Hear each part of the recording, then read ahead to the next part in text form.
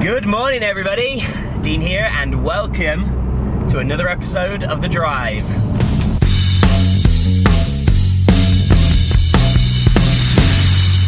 The Drive. Good morning, everyone.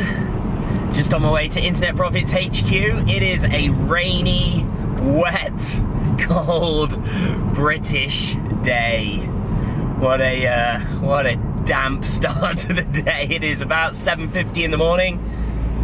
Bit of an earlier start this morning. I actually went to bed before 9 p.m. last night. Actually, I'm in. I get Frank Kern's Inner Circle newsletter, and yesterday he sent.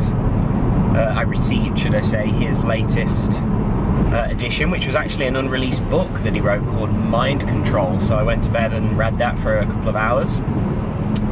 I want to pose something here today. Are you asking the wrong question? Now, this could go in many different directions, but I have one specific thing in mind based on something I've been seeing recently. You see, we host quite a lot of webinars here at Internet Profits. You know, we do one particular webinar most weeks that whereby we open up places to our certified partner program when we have spaces that are available.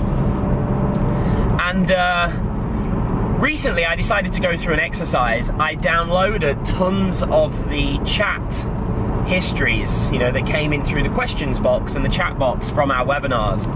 And I started going through a lot of them, seeing if there's, any commonalities, seeing if there's anything that I'm not covering or objections I'm not overcoming in our webinar, see if I could improve upon it and make that better.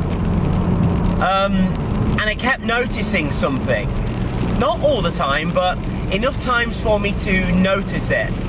And it reminded me of myself years ago, and I realized, looking back, obviously hindsight's an easy and wonderful thing, but I don't know if you can hear that rain. Wow, it's coming down fast. And the question always began with, what if? What if this doesn't happen? What if that doesn't happen? What if this is the outcome? What if that is the outcome and I'm stuck? Or basically, all a negative leading what if. And it just kind of shows what's in people's minds.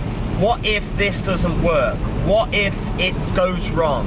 What if this isn't what I'm being told it is? What if this is that? What if this doesn't do this? Negative leading what if questions. And I used to be exactly the same, right? And I get it. I totally get it, because you've tried a lot of things in the past. They haven't worked out the way you hoped. Perhaps sometimes that blame was on you because you didn't stick at it long enough. But perhaps as well, a lot of times you feel that blame wasn't on you. Perhaps you did follow the course thoroughly.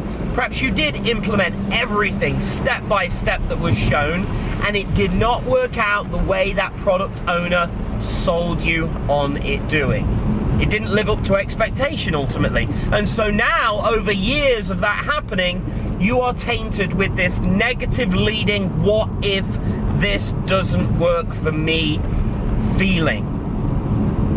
Now, the problem with that is that whenever you lead like that, you are actually expecting it not to work, and you will talk yourself out of a decision to move forwards because of past negative or bad experiences. And whilst I completely agree that you should learn from your past experiences and you should learn lessons from them, what is a grand mistake that I see people making is that they will allow past experiences to stop them making potentially great decisions. And so I want to challenge you today to not allow fear to consume you and to prevent you from making what could well be great decisions, and instead to turn it around and say this: what if this does work? What if this does do what I'm being told it could? What if I do get the results that others are getting with this? What if this does work out for me? You see, those two ways of leading, the what if questions, lead to dramatically different outcomes and perspectives, right? What if this does do what I'm being shown? Compared to, what if this doesn't work out for me?